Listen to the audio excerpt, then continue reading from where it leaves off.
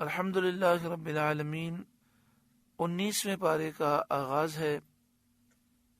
یہ 19ویں پارے کا پہلا رکوع اور سورہ فرقان کا تیسرا رکوع ہے۔ اللہ رب العالمین نے ارشاد فرمایا وَقَالَ الَّذِينَ لَا يَرْجُونَ لِقَاءَنَا، اور بولے وہ لوگ جو ہمارے ملنے کی امید نہیں رکھتے،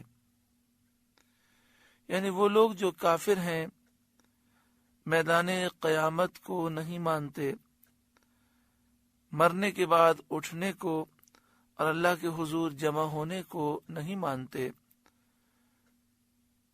ان لوگوں نے یہ بات کہی جنہیں رب سے ملنے کی امید نہیں۔ لولا انزل علینا الملائکۃ، ہم پر فرشتے کیوں نہ اتارے، یعنی ہم پر فرشتے رسول بنا کر کیوں نہ اتارے، یا سید عالم محمد مصطفیٰ صلی اللہ علیہ وآلہ وسلم کی نبوت اور رسالت کے گواہ بنا کر ہم پر فرشتے کیوں نہ اتارے۔ او نرا ربنا، یا ہم اپنے رب کو دیکھتے، وہ خود ہمیں خبر دے دیتا کہ سید عالم محمد مصطفیٰ صلی اللہ علیہ وآلہ وسلم اس کے رسول ہیں۔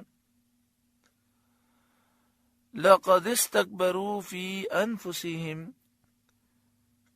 بے شک اپنے جی میں بہت ہی اونچی کھینچی، بے شک انہوں نے اپنے دل میں بہت بڑا تکبر کیا۔ وَعَتَوْا عُتُوًّا كَبِيرًا، اور بڑی سرکشی پر آئے، اور ان کا تکبر، ان کا غرور انتہا کو پہنچ گیا، اور سرکشی حد سے گزر گئی کہ معجزات کا مشاہدہ کرنے کے بعد، اتنے معجزات دیکھنے کے بعد، فرشتوں کے اپنے اوپر اترنے اور اللہ تعالیٰ کو دیکھنے کا انہوں نے سوال کیا۔ یوم یرون الملائکۃ، جس دن فرشتوں کو دیکھیں گے، یعنی جب انہیں موت آئے گی اور فرشتوں کو یہ دیکھیں گے، اسی طرح قیامت کے دن جب وہ فرشتوں کو دیکھیں گے، لا بشرا یومئذ للمجرمین، وہ دن مجرموں کی کوئی خوشی کا نہ ہوگا۔ قیامت کے دن فرشتے مومنین کو خوشخبری سنائیں گے، بشارت سنائیں گے، اور کفار سے کہیں گے تمہارے لیے کوئی خوشخبری نہیں۔ حضرت عبداللہ بن عباس رضی اللہ تعالی عنہما نے فرمایا کہ فرشتے کہیں گے کہ مومن کے سوا کسی کے لیے جنت میں داخل ہونا حلال نہیں، جائز نہیں، مومن ہی صرف جنت میں جائے گا۔ اس لیے وہ دن کافروں کے لیے بہت ہی زیادہ حسرت، رنج اور غم کا دن ہوگا۔ لا بشرا یومئذ للمجرمین، وہ دن مجرموں کی کوئی خوشی کا نہ ہوگا۔ وَيَقُولُونَ، اور وہ کہیں گے حجرا محجورا، الہی ہم میں ان میں کوئی آڑ کر دے، رکی ہوئی۔ اس جملے کے ذریعے وہ فرشتوں سے پناہ چاہیں گے، یعنی ظالم، مجرم، کافر کل بروز قیامت کہیں گے مالک ہمارے اور فرشتوں کے درمیان کوئی آڑ بنا دے، کوئی رکاوٹ کھڑی کر دے۔ وَقَدِمْنَا إِلَى مَا عَمِلُوا مِنْ عَمَلٍ، اور جو کچھ انہوں نے کام کیے تھے، یعنی حالت کفر میں جو انہوں نے کام کیے تھے، رشتہ داروں کے ساتھ ہمدردی کی تھی، مہمانداری کی تھی، یتیم نوازی کی تھی۔ وَقَدِمْنَا إِلَى مَا عَمِلُوا مِنْ عَمَلٍ فَجَعَلْنَاهُ هَبَاءً مَنْثُورًا، اور جو انہوں نے کام کیے تھے ہم نے ارادہ فرما کر انہیں باریک باریک غبار کے بکھرے ہوئے ذرے کر دیا کہ روزن کی دھوپ میں نظر آتے ہیں۔ یعنی جس طرح دھوپ میں ہم دیکھتے ہیں، جب دھوپ کمرے میں داخل ہوتی ہے تو اس روشنی میں ہم دیکھتے ہیں باریک باریک چھوٹے چھوٹے ذرات ہوتے ہیں، نہ ہاتھ سے چھوئے جاتے ہیں، نہ ان کا سایہ ہوتا ہے۔ اسی طرح ان کے اعمال کو اللہ تعالیٰ نے برباد فرما دیا۔ مراد یہ کہ وہ اعمال برباد کر دیے گئے، ان کا کچھ ثمرہ، پھل اور فائدہ نہیں، کیونکہ اعمال کی مقبولیت کے لیے ایمان شرط ہے اور وہ انہیں میسر نہ تھا۔ اس کے بعد اب اہل جنت کی فضیلت ارشاد ہوتی ہے، اصحاب الجنت یومئذ خیر مستقرا واحسن مقیلا، جنت والوں کا اس دن اچھا ٹھکانہ اور حساب کے دوپہر کے بعد اچھی آرام کی جگہ۔ یعنی کل بروز قیامت حساب کے مرحلے کے بعد جنتیوں کے لیے اچھی آرام کی جگہ ہوگی، اس دن جنتیوں کے لیے اچھا ٹھکانہ ہوگا۔ جنتیوں کی قرارگاہ ان مغرور، متکبر، مشرکوں، کافروں سے بلند و بالا، بہتر اور اعلیٰ ہے۔ وَيَوْمَ تَشَقَّقُ السَّمَاءُ بِالْغَمَامِ، اور جس دن پھٹ جائے گا آسمان بادلوں سے۔ وَنُزِّلَ الْمَلَائِكَةُ تَنزِيلًا، اور فرشتے اتارے جائیں گے پوری طرح۔ حضرت عبداللہ بن عباس رضی اللہ تعالی عنہما نے فرمایا، آسمان دنیا پھٹے گا، یعنی جو آسمان زمین کے قریب ہے، پہلا آسمان ہے، وہ پھٹ جائے گا اور وہاں کے رہنے والے فرشتے اتریں گے۔ وہ فرشتے تمام اہل زمین سے زیادہ ہیں، زمین میں جتنے جنات ہیں، جتنے انسان ہیں، ان سے بھی زیادہ فرشتے پہلے آسمان پر ہیں۔ پھر دوسرا آسمان پھٹے گا، وہاں کے رہنے والے فرشتے اتریں گے اور وہ آسمان دنیا کے رہنے والوں سے اور جنوں ان سب سے زیادہ ہیں۔ پھر تیسرا آسمان پھٹے گا اور وہاں کے فرشتے نیچے اتریں گے، وہ زمین، پہلے آسمان اور دوسرے آسمان کے تمام فرشتوں، جنات اور انسانوں سے وہ زیادہ ہیں۔ ہر آسمان والوں کی تعداد اپنے محتاطوں سے زیادہ ہے۔ اس طرح آسمان پھٹتے جائیں گے یہاں تک کہ ساتواں آسمان پھٹے گا۔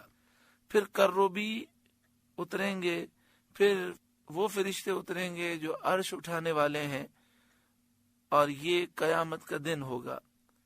الملک یومئذ الحق للرحمن، اس دن سچی بادشاہی رحمان کی ہے۔ وَكَانَ يَوْمًا عَلَى الْكَافِرِينَ عَسِيرًا، اور وہ دن کافروں پر سخت ہے، اور اللہ کے فضل سے مسلمانوں پر آسان ہے۔ حدیث شریف میں ہے کہ قیامت کا دن مسلمانوں پر آسان کیا جائے گا، یہاں تک کہ وہ ان کے لیے ایک فرض نماز سے ہلکا ہوگا جو دنیا میں پڑی تھی۔ ذرا سوچیں، جب مسلمانوں کے لیے قیامت کے دن اتنا آسان ہے تو جو اللہ کے اولیاء ہیں، ولی ہیں، ان کے لیے کتنا آسان ہوگا۔ اور ولیوں سے بلند مقام اہل بیت اور صحابہ کرام کا ہے، ان کے لیے دن کتنا آسان ہوگا۔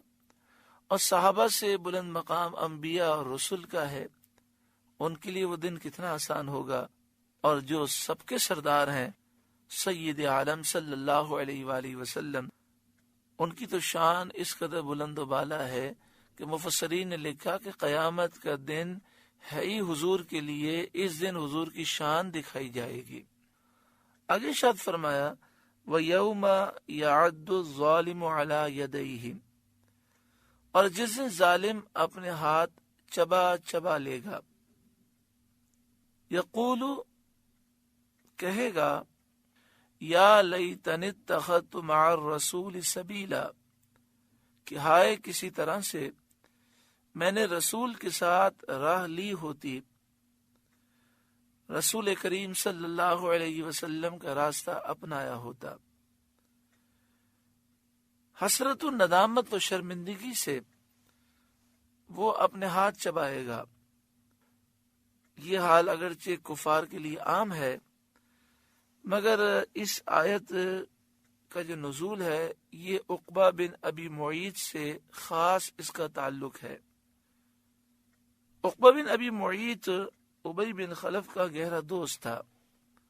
حضور سید عالم صلی اللہ علیہ وآلہ وسلم کے فرمانے سے اس نے لا الہ الا اللہ محمد رسول اللہ کی شہادت دی، اور اس کے بعد ابی بن خلف کے زور ڈالنے سے پھر مرتد ہو گیا، اور سید عالم صلی اللہ علیہ وآلہ وسلم نے اس کو مقتول ہونے کی خبر دی، چنانچہ بدر میں مارا گیا۔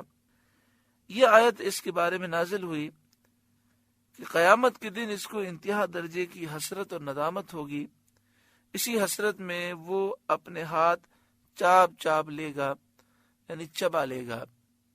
یہ اپنے دوست کی پیروی کی وجہ سے برباد ہوا۔ ابی بن خلف اس کا دوست تھا، اس کی باتوں میں آ کر اس نے اسلام چھوڑ دیا، تو وہ اس پر افسوس کرے گا کل بروز قیامت کہ کاش میں نے نبی اکرم صلی اللہ علیہ وآلہ وسلم کا کہنا مانا ہوتا، جنت و نجات کا راستہ اختیار کیا ہوتا، رسول صلی اللہ علیہ وآلہ وسلم کا اتباع کیا ہوتا اور ان کی ہدایت قبول کی ہوتی۔ یا ویلتا لیتنی لم اتخذ فلانا خلیلا، وائے خرابی میری، ہائے کسی طرح میں نے فلانے کو دوست نہ بنایا ہوتا۔ جو بھی شخص اپنے دوست کی وجہ سے برباد ہوگا وہ کل بروز قیامت اسی طرح کہے گا، لقد اضلنی عن الذکر بعد اذ جاءنی، بے شک اس نے مجھے بہکا دیا میرے پاس آئی ہوئی نصیحت سے، یعنی قرآن سے مجھے دور کر دیا، ایمان سے دور کر دیا۔ وَكَانَ الشَّيْطَانُ لِلْإِنسَانِ خَذُولًا، اور شیطان انسان کو بے مدد چھوڑ دیتا ہے، اور بلا اور عذاب نازل ہونے کے وقت شیطان انسان سے علیحدگی کرتا ہے۔ حضرت ابو ہریرہ رضی اللہ تعالیٰ عنہ سے ابو داؤد شریف اور ترمذی شریف میں ایک حدیث مروی ہے کہ سید عالم صلی اللہ علیہ وآلہ وسلم نے فرمایا، آدمی اپنے دوست کے دین پر ہوتا ہے تو دیکھنا چاہیے کس کو دوست بناتا ہے۔ اور حضرت ابو سعید خدری رضی اللہ تعالیٰ عنہ سے مروی ہے کہ سید عالم صلی اللہ علیہ وآلہ وسلم نے فرمایا، ہم نشینی نہ کرو مگر ایماندار کے ساتھ، اٹھنا بیٹھنا مومنین کے ساتھ رکھو، صحیح العقیدہ مسلمانوں کے ساتھ رکھو۔ اس حدیث میں یہ درس ہے، کافروں، مشرکوں، یہودیوں، عیسائیوں، ہندوؤں اور جتنے بھی بد عقیدہ، بد مذہب، گمراہ لوگ ہیں ان سے دور رہو۔ سید عالم صلی اللہ علیہ وآلہ وسلم نے فرمایا، ہم نشینی نہ کرو مگر ایماندار کے ساتھ، اور کھانا نہ کھلاؤ مگر پرہیزگار کو۔ مسئلہ بے دین اور بد مذہب کی دوستی، بے دین اور بد مذہب کی دوستی اور اس کے ساتھ صحبت، اختلاط، الفت، احترام، دوستی، محبت، یہ سب ممنوع ہے، اس سے ہمیں شریعت نے منع فرمایا۔ عام طور پر ہم دیکھتے ہیں یہ ہیں کہ لوگ برے دوستوں سے دور نہیں رہتے، پھر ہوتا یہ ہے کہ یہ برے دوست برائی کی طرف لگا دیتے ہیں۔ پہلا ایسا ہوتا تھا کہ جب کوئی کسی سے دوستی کرتا تھا، کسی کی بات سنتا تھا، اٹھنا بیٹھنا ہوتا تھا، تو ہمیں نظر آ جاتا تھا کہ فلاں اس کا دوست ہے، تو والدین اسے سمجھا دیتے تھے کہ بیٹا یہ دوست اچھا نہیں ہے، لوگ بھی سمجھاتے ہیں کہ اس کی ایسی بری حرکتیں ہیں۔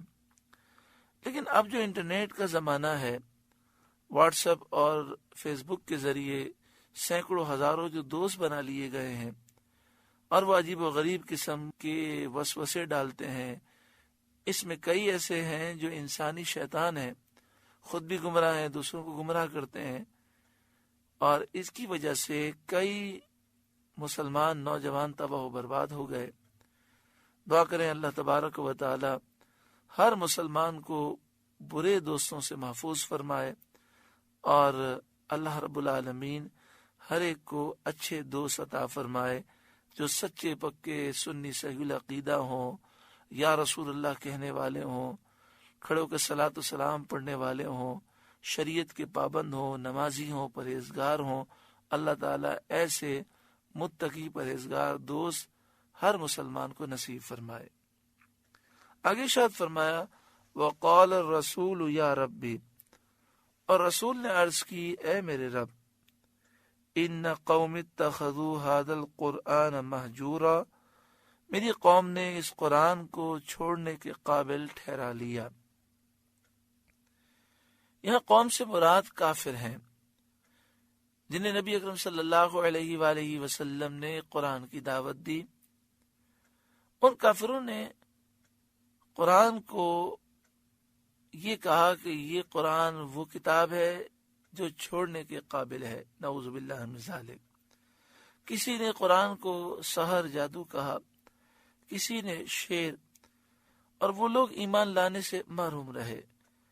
اس پر اللہ تعالیٰ نے نبی اکرم صلی اللہ علیہ وآلہ وسلم کی تسکین خاطر فرمائی اور آپ سے مدد کا وعدہ فرمایا، جیسا کہ آگے ارشاد ہوتا ہے وَكَذَلِكَ جَعَلْنَا لِكُلِّ نَبِيٍّ عَدُوًّا مِّنَ الْمُجْرِمِينَ، اور اسی طرح ہم نے ہر نبی کے لیے دشمن بنا دیے تھے مجرم لوگ، یعنی انبیاء کے ساتھ بد نصیبوں کافروں کا یہی معمول رہا ہے۔ وَكَفَى بِرَبِّكَ هَادِيًا وَنَصِيرًا، اور تمہارا رب کافی ہے ہدایت کرنے اور مدد دینے کو۔ اللہ ہدایت دینے والا ہے، مددگار ہے۔ وَقَالَ الَّذِينَ كَفَرُوا، اور کافر بولے لَوْلَا نُزِّلَ عَلَيْهِ الْقُرْآنُ جُمْلَةً وَاحِدَةً، قرآن ان پر ایک ساتھ کیوں نہ اتار دیا، جیسا کہ توریت، انجیل اور زبور میں سے ہر ایک کتاب ایک ساتھ اتری تھی۔ کفار کا یہ اعتراض بالکل فضول اور محمل ہے، کیونکہ قرآن کریم کا معجزہ محتج بھی ہی ہونا ہر حال میں یکساں ہے، چاہے یک بارگی نازل ہو یا بتدریج۔ یعنی قرآن پاک معجزہ ہے، ایک ساتھ نازل ہو تب بھی معجزہ ہے، آہستہ آہستہ نازل ہو تب بھی معجزہ ہے، بلکہ بتدریج نازل فرمانے میں، آہستہ آہستہ نازل فرمانے میں اس کے اعجاز کا اور بھی کامل اظہار ہے۔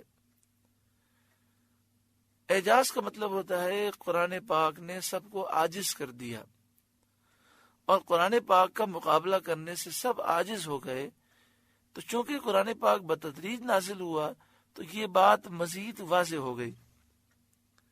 جب ایک آیت نازل ہوئی اور تحدی کی گئی، چیلنج کیا گیا کہ اس جیسی ایک آیت بنا کے دکھاؤ، اور مخلوق کا اس کے مثل بنانے سے عاجز ہونا ظاہر ہوا، سارے لوگ اس کی مثل نہ بنا سکے، پھر دوسری اتری، اسی طرح اس کا اعجاز ظاہر ہوا۔ اس طرح برابر آیت آیت ہو کر قرآن پاک نازل ہوتا رہا، اور ہر دم اس کی بے مثالی اور مخلوق کی عاجزی ظاہر ہوتی رہی۔ غرض کافروں کا اعتراض محض لغو، بے معنی اور فضول ہے۔ آیت کریمہ میں اللہ تعالیٰ بتدریج نازل فرمانے کی حکمت ظاہر فرماتا ہے۔ وَقَالَ الَّذِينَ كَفَرُوا لَوْلَا نُزِّلَ عَلَيْهِ الْقُرْآنُ جُمْلَةً وَاحِدَةً، اور کافر بولے قرآن ان پر ایک ساتھ کیوں نہ اتار دیا۔ كَذَلِكَ، ہم نے یوں ہی بتدریج اسے اتارا ہے، لِنُثَبِّتَ بِهِ فُؤَادَكَ، کہ اس سے آپ کا دل مضبوط کریں، اور پیغام کا سلسلہ جاری رہنے سے آپ کے دل مبارک کو تسکین ہوتی رہے، اور کافروں کو ہر موقع پر جواب ملتے رہے۔ اس کے علاوہ یہ بھی فائدہ ہے کہ اس کا یاد کرنا حفظ کرنا آسان اور سہل ہو۔ وَرَتَّلْنَاهُ تَرْتِيلًا، اور ہم نے اسے ٹھہر ٹھہر کر پڑھا، بس زبان جبریل تھوڑا تھوڑا، یعنی جبریل تھوڑا تھوڑا قرآن پاک لے کر آئے، تقریباً 23 سال کی مدت میں۔ یا یہ معنی ہے کہ ہم نے آیت کے بعد آیت بتدریج نازل فرمائی، ہم نے اسے ٹھہر ٹھہر کر پڑھا، یعنی ایک آیت کے بعد دوسری آیت آہستہ آہستہ نازل فرمائی۔ بعد نے کہا کہ اللہ تعالیٰ نے ہمیں قرات میں، قرآن کی تلاوت میں ترتیل کرنے، یعنی ٹھہر ٹھہر کر با اطمینان پڑھنے اور قرآن شریف کو اچھی طرح ادا کرنے کا حکم فرمایا، جیسا کہ دوسری آیت میں ارشاد ہوا وَرَتِّلِ الْقُرْآنَ تَرْتِيلًا، اور قرآن کو خوب ٹھہر ٹھہر کر پڑھو۔ وَلَا يَأْتُونَكَ بِمَثَلٍ إِلَّا جِئْنَاكَ بِالْحَقِّ وَأَحْسَنَ تَفْسِيرًا، اور وہ کوئی کہاوت آپ کے پاس نہ لائیں گے مگر ہم حق اور اس سے بہتر بیان لے آئیں گے۔ یعنی مشرکین آپ کے دین کے خلاف یا آپ کی نبوت میں اعتراض کرنے والا کوئی سوال پیش نہ کر سکیں گے۔ اگر انہوں نے کوئی بھی ایسا اعتراض پیش کیا آپ کے دین کے خلاف، آپ کی نبوت کے خلاف، تو ہم حق کو نازل فرمائیں گے اور بہتر بیان اور جواب نازل فرمائیں گے۔ الذین یحشرون علی وجوہہم الی جہنم، وہ جو جہنم کی طرف ہانکے جائیں گے اپنے منہ کے بل۔ اولئک شر مکانا واضل سبیلا، ان کا ٹھکانہ سب سے برا اور وہ سب سے گمراہ۔ جو لوگ جہنم کی طرف کھینچے جائیں گے، ہانکے جائیں گے منہ کے بل، ان کا ٹھکانہ سب سے برا ہے اور وہ سب سے بڑھ کر گمراہ ہے۔ حدیث شریف میں ہے کہ آدمی قیامت کے دن 3 طریقے پر اٹھائے جائیں گے۔ ایک گروہ سواریوں پر، کچھ لوگ ہوں گے جنہیں جب وہ قبروں سے اٹھیں گے تو سواریوں پر سوار کیا جائے گا۔ ایک گروہ پیدل ہوگا اور ایک جماعت منہ کے بل گھسٹتی، وہ منہ کے بل گھسٹ گھسٹ کر چلیں گے۔ عرض کیا گیا یا رسول اللہ صلی اللہ علیہ وآلہ وسلم، وہ منہ کے بل کیسے چلیں گے؟ فرمایا جس نے پاؤں پر چلایا ہے وہی منہ کے بل چلائے گا۔ سورہ فرقان کا 3 رکوع مکمل ہوا۔